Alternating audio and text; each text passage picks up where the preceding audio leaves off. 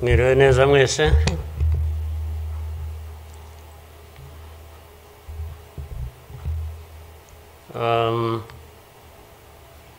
Ngira ngo biroroshye wenda kugira aho mpera.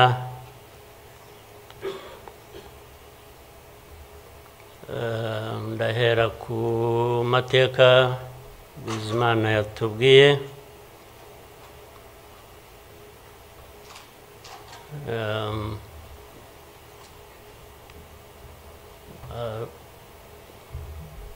Arambuye afite ibimenyetso ashingiyeho, ariko ndagira ngo mbanze nshimire mwese abari hano mwaje kwifatanya n'igihugu n'Abanyarwanda, cyane cyane mwebwe abaturuka hanze mu bindi bihugu cyangwa abihagarariye hano mu gihugu cyacu.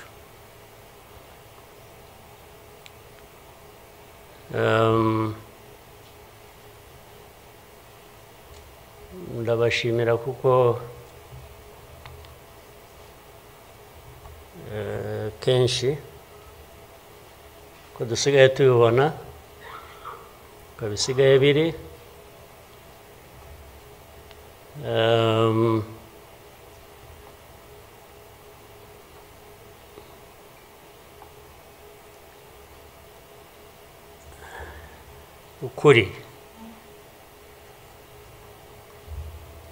ukuri ntabwo kukigenderwaho,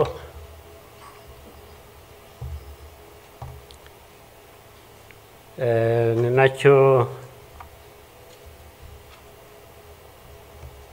gituma, ariko reka mvugane, hari umuntu w'inshuti yanjye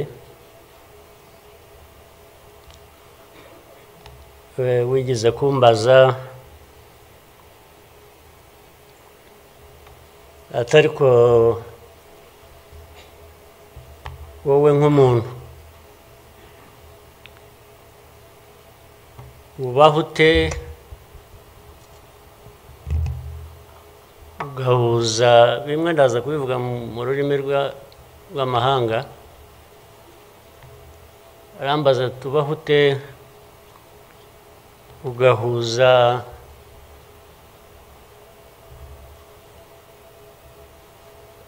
the dark past and the cruel present.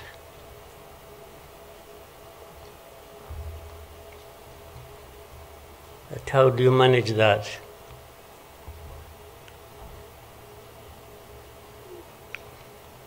Ariko uko nabyumvaga ntabwo ari igihe yabazaga gusa, yabazaga u Rwanda.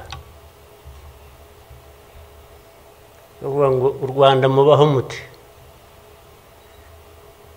with a very dark past and a very cruel present.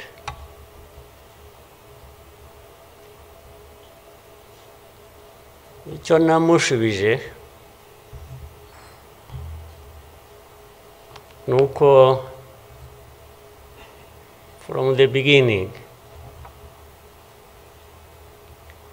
we were under an illusion that the two were siblings and we had to deal with them as such. You have to deal with the cruel present, knowing that it is very, very much related to the dark past. They are inseparable. So for us, we have a choice to make.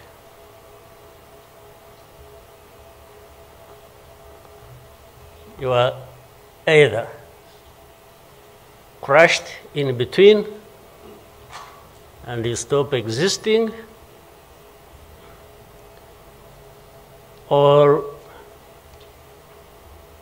you stand up and fight.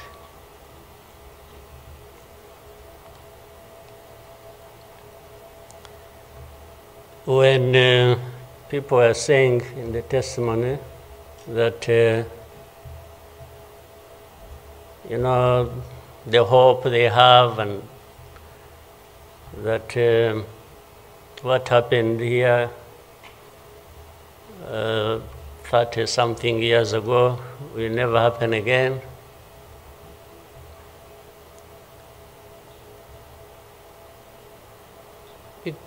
It won't be because of those who were responsible for that dark past will not try again, or are not even trying now again. It will not happen again just because there will be people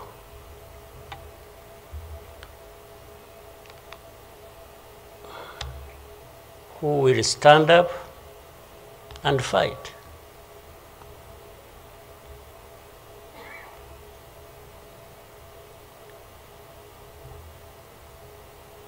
It's not because there are fewer people who wish to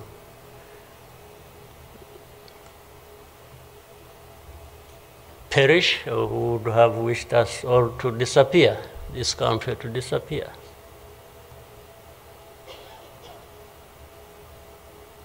But how can people accept that? How can people not stand up and fight? Because anyway, well, there is a risk you may die when you stand up to fight. But if you don't, it's a sure thing you're going to die.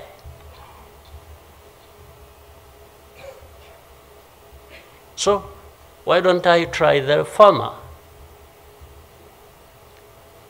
Why don't I try to stand up and fight with the chance that you might survive and live on your life as you want it,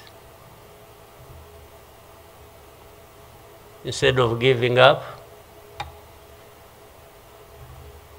and you let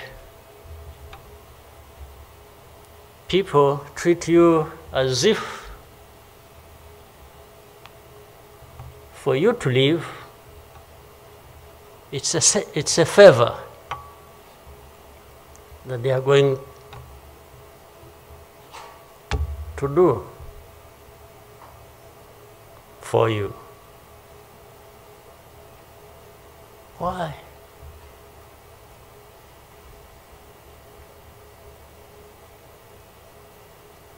I've also had people come to me and warn me and say, President,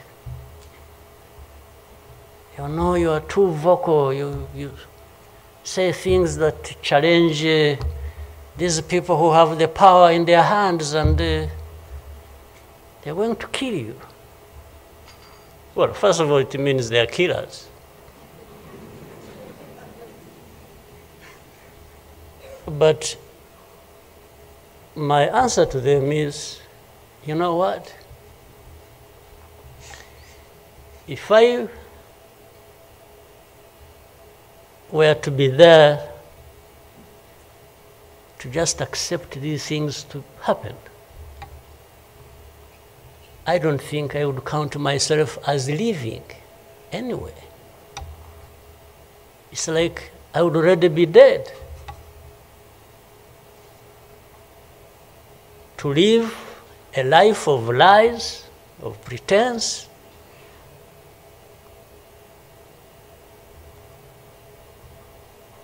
and all my life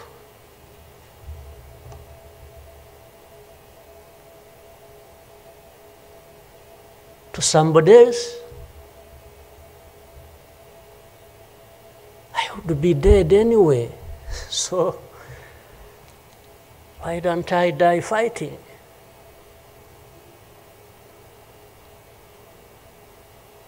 So you Rwandans, why don't you die fighting?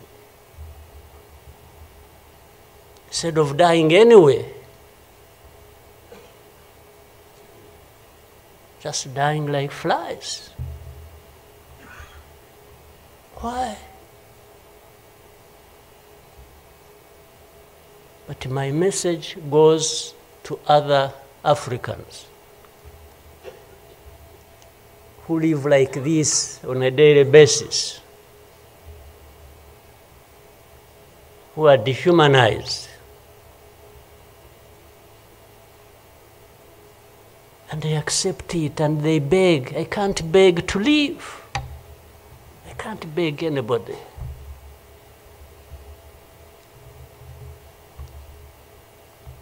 Who will fight? If I lose, I lose. But there is a chance.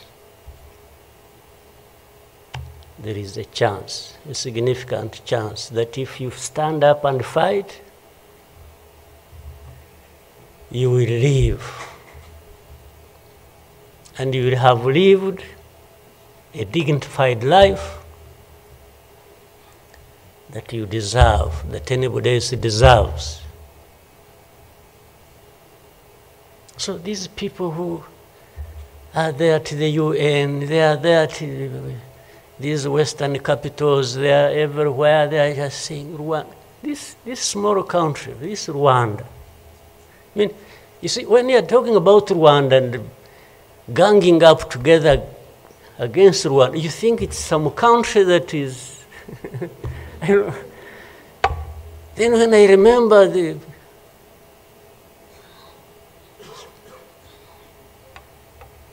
facts about it, I just imagine the world has gone amok.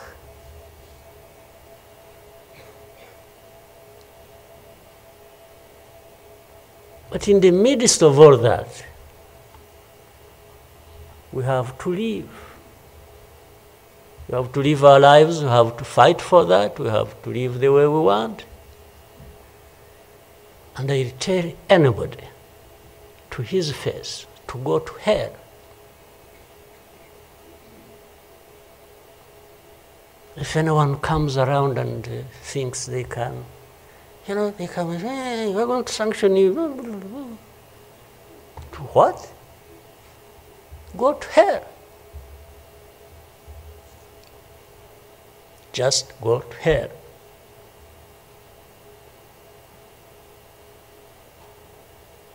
You have your own issues to deal with. Go and deal with your own issues. Leave me to mine. This is the spirit, I think, Rwandans must have in their daily lives. So my worry is not about how powerful these people are that come down upon us and throw anything at us. I'm never worried about that. I worry about one thing,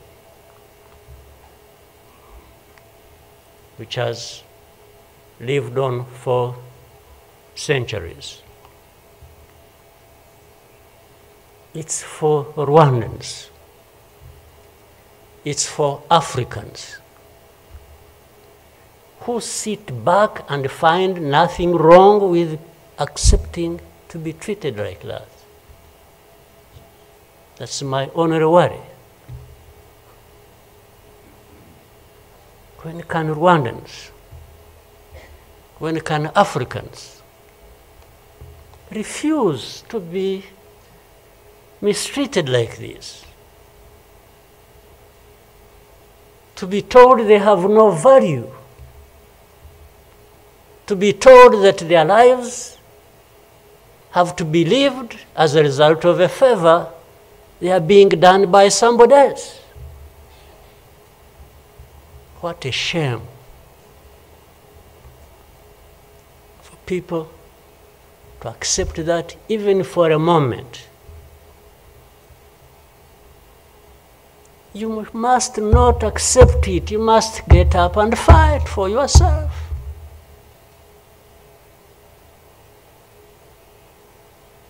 And then you have fools leading countries and being used as puppets.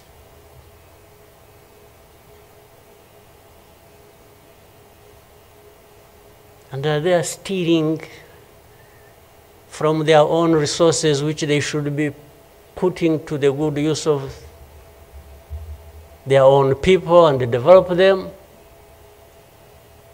They just put everything to their own use,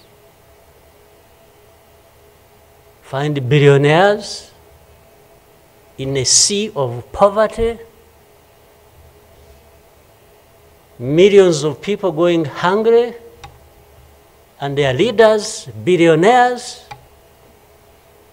money that has been stolen from the resources of these people,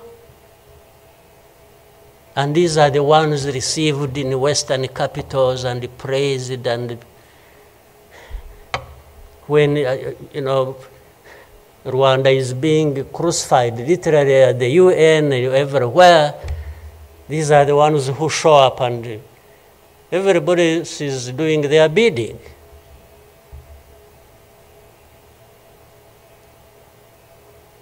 They don't talk. These ones don't even say a thing. There is somebody to say it for them.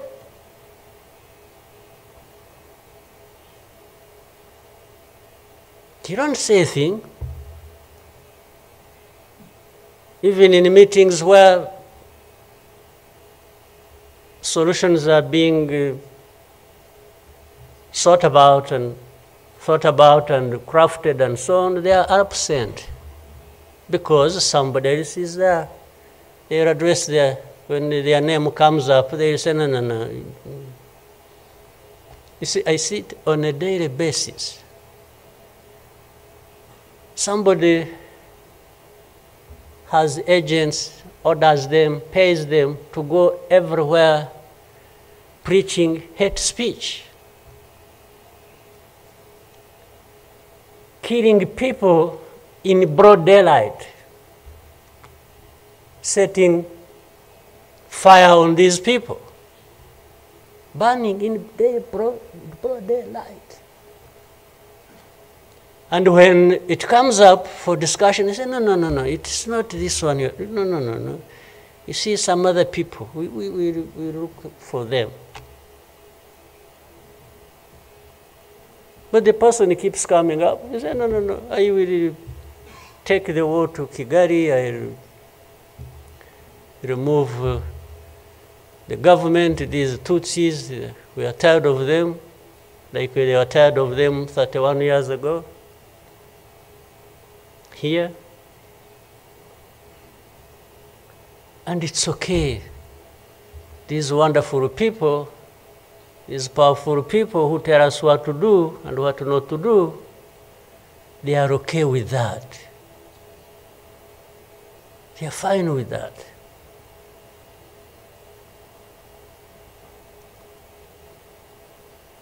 And they expect us to accept it also ourselves.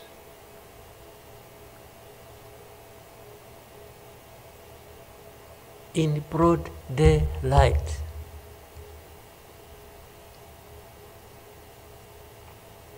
Hate speech, killings of people for their identity, uprooting them from their homes, and most of them are refugees here in this country. We have 125,000 people as refugees who have been living in camps, uprooted from their homes in Eastern Congo. And then these powerful, good people come here and pick 1, 2, 3, another day 5, if there are many, to go and settle them in those beautiful countries of theirs. And they leave the majority here. And they expect us to be thankful that that's a huge gesture of generosity. First of all, they take them knowing that these are actually refugees from the neighboring country.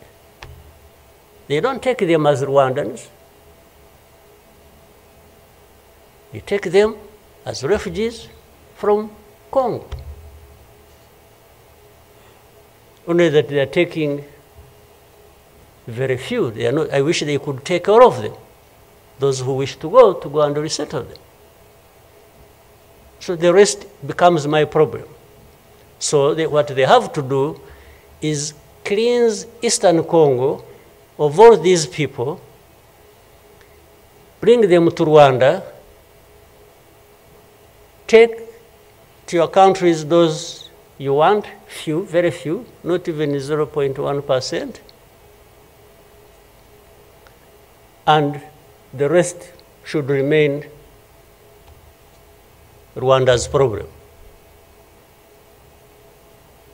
Because after all, these ones are Tutsis like Kagame. That's a simple conclusion. But ask yourselves, how did these people end up being across the border of Rwanda? Was it really done by Kagame? Was it done by Rwanda? No, for us, we are here lucky that we are alive, that we survived.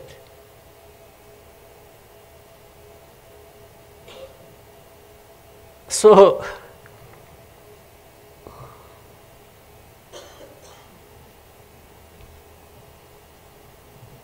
but as I say this,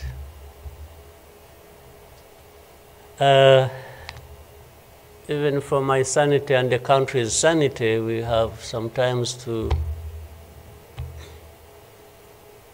just try to do things differently. Meaning,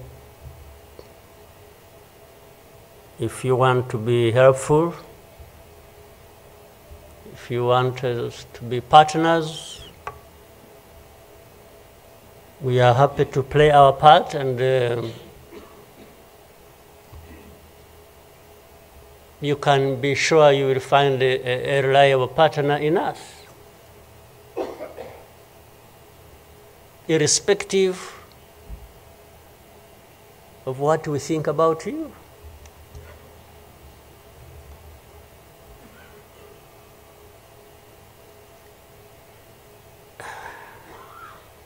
You know,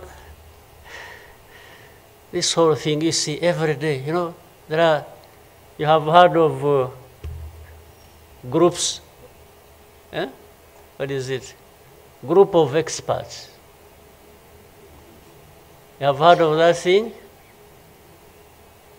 These are people who go around, experts who are supposed to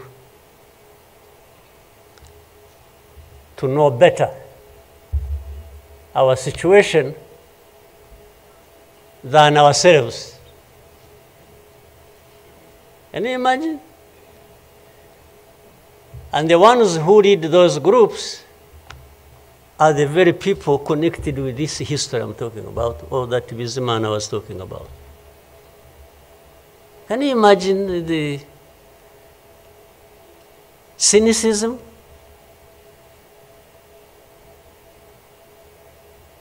And this expert comes to me and asks me, you know, but this...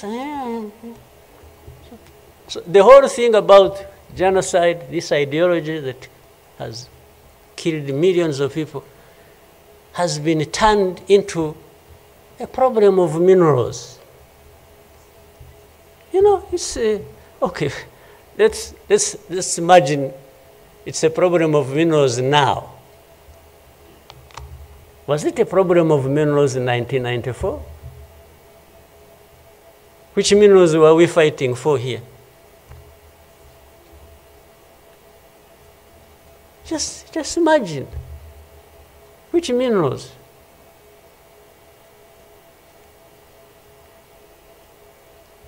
Second, if it were to be minerals, how many are actually fighting for these minerals in those places? Assuming you found evidence about Rwanda being implicated in what's happening in Congo for minerals in Eastern Congo.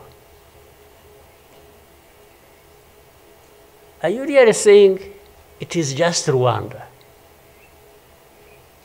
Why don't you be brave enough to say Rwanda is invading our territory we have created for ourselves and is encroaching on the minerals we are also encroaching on in Eastern Congo? Why don't you be brave enough to admit that? At least to say that.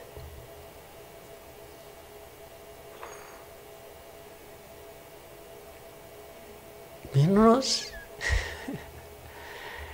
If what is the allegations, if these allegations were true, you know what? Rwanda would be as rich as you are, those who make the accusations. We would not be needing your money at all. Which you give us nothing and you come and beat us up for for everything. I mean, yeah, that is the world between the dark past and the cruel present.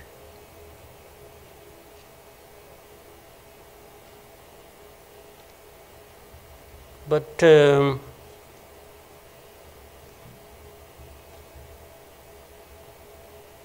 what didn't kill us and finish us 21 years ago has hardened us, has prepared us for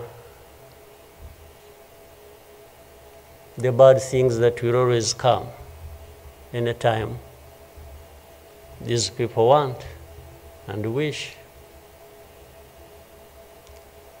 Honestly, I want to assure you, we will not die not fighting like last time. And fighting does not involve invading anybody's territory, does not involve going after something that is not ours. Fighting, I mean, is if you find us here and want to treat us the way you want that we have seen in the past, I just want to assure you, you will not succeed. You will not succeed. I think I beg all these Rwandans, we should be itching for a fight with anybody who wants to come here and turn things upside down. And I think there are many who are ready to join for that. But for our friends, our partners, please, don't misunderstand us, don't mistreat us. We have had enough of it. Take it somewhere else. Take it somewhere else. You know, this Bizimana who was telling you this whole history, by the Bizimana, if you could compile that and distribute it to our friends and all of us. I actually want a copy of what you... But I think you should give our friends and others, they need to...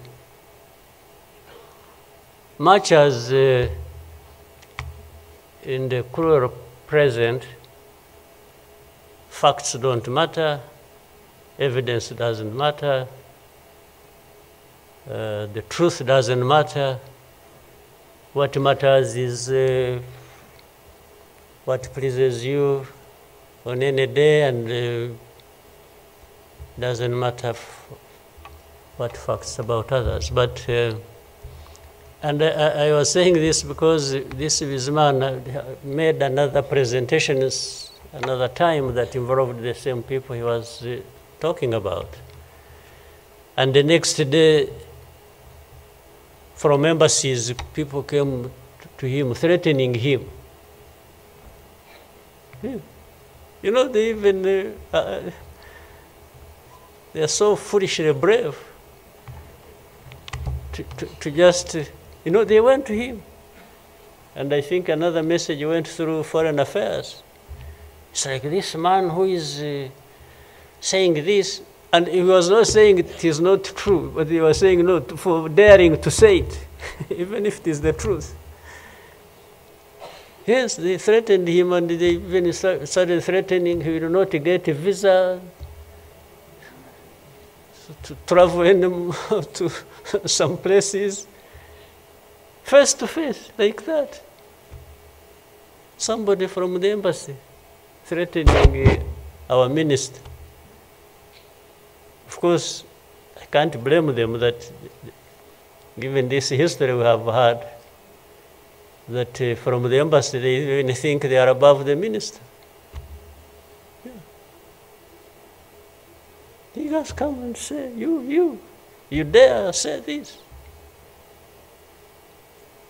He wasn't saying, this is contrary to the truth or evidence we have. Why did you present lies? No. He was just saying, whether lies or truth, you shouldn't have said it.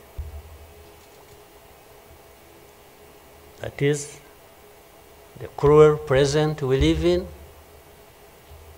but we must confront it, and we will. We shall. No question about it. I've also told people that anyway, for us, we are in a sort of not bad position, because the worst has already happened to us. I don't think anything worse will happen, ever. So those who are scared, fearful of anything, I just want to console you in some way, if you may, that actually the worst has already passed. When we lost the people during that time, the young man was giving a testimony about. Do you think anything like that would ever happen again? I don't think so. So why would we be scared of anything? The worst. The hurricane came and we took cover and things, and it has passed. And we rebuilt. We rebuilt our strength of all kinds. I don't think there is any other hurricane that will come and sweep across the country, destroying everything. I don't think so. So And this day always reminds us of some of the things that I ignored and the facts that remember the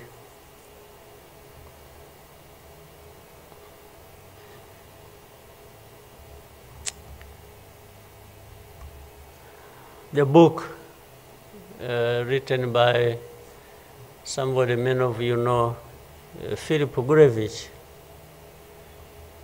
with a very long title.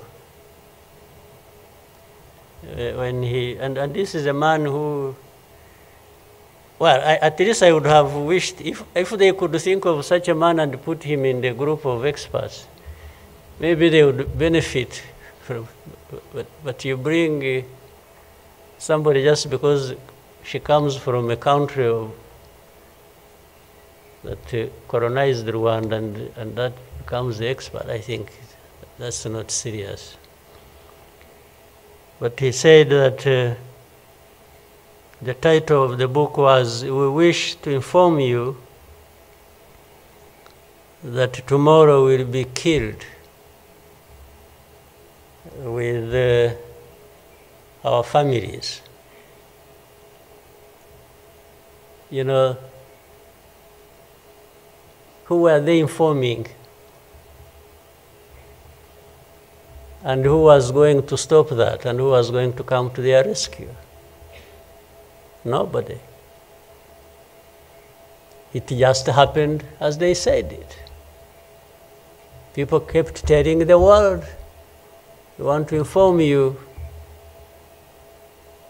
that tomorrow we're going to be killed with all our families." And who cared?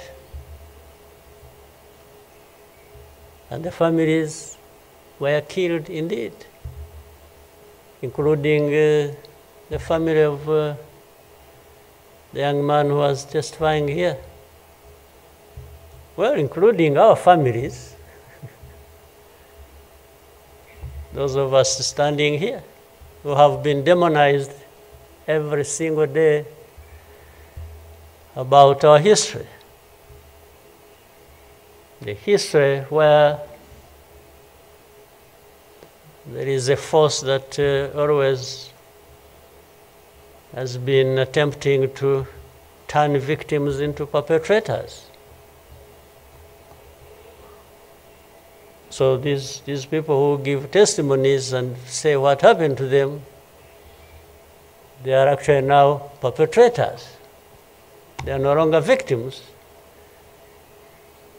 So the cynicism I was talking about of what happens in this world is that these very people who barely survived and who lost everything else and their families are now the victims, the perpetrators, no longer victims.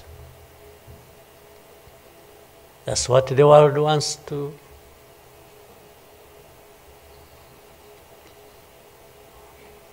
create about us.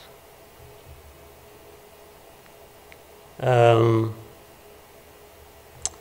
think I should, even for, again, the sake of our sanity, maybe we'll always, you know, during the war times, to keep my own balance, you know, there used to be battles taking place across the country, militias killing people, RPA soldiers fighting government forces. Sometimes in our movements, we would, one of the commanders would come to me and say, "President, you come and see what has happened here." I went there once and saw a mass grave that they had just dug with caterpillars and been, I think they had put in over 2,000 people. And from that lot, we found 12 people are still breathing. And we got them out. I was told the other day of the 12, I think they lived for some time, and then now they are remaining 7 out of 12. I kept following the story. 7 are still alive. I think 5 died of... But from that moment, I told the commanders that they should never bring my attention to this kind of thing. They should just handle it, and we agreed how they would be handling it. But I should never, I don't even need to be informed or, and the reason was simple. And that, fortunately, such a moment of remembrance sort of takes you back into that. But the reason was I didn't want my judgment and my conduct of the war and the leadership I was supposed to be providing to be impaired in any way by the anger, by what you saw. So that's why I wanted to keep my own balance so that we go through so many things. But otherwise, if I kept seeing this,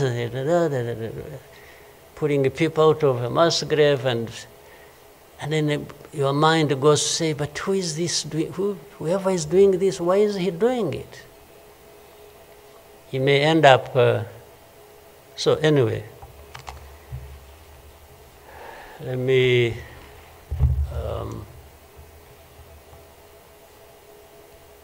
end here. There will always be another day, another year to commemorate our lost people. But for Rwandans, I beg you,